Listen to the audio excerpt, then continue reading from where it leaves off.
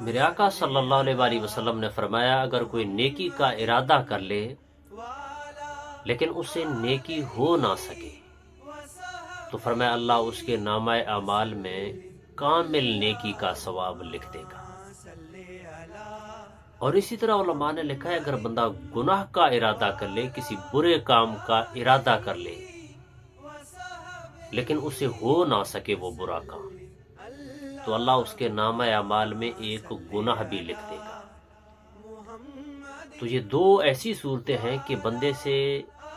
نیکی نہیں ہوئی لیکن نیکی کا ثواب آیا ہے، گناہ نہیں ہوا،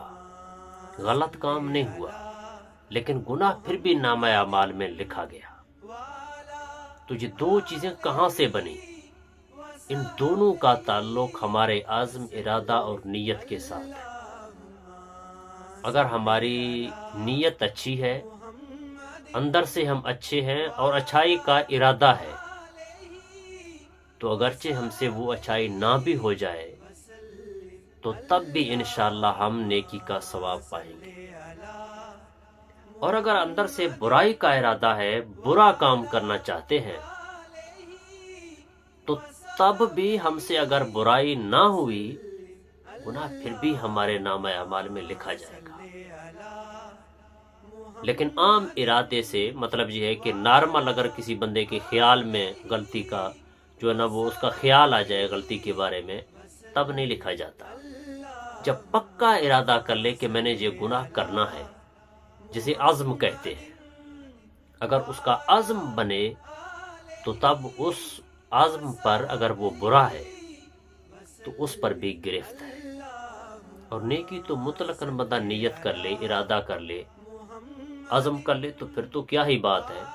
لیکن اگر وہ نیت ہی نیکی کی کر لے تو اس نیت کے بل بوتے پر بھی انسان کو انشاءاللہ اللہ کے ہاں اجر ملے۔ ہمارے اعمال پتہ نہیں کتنے کامل ہوتے ہیں،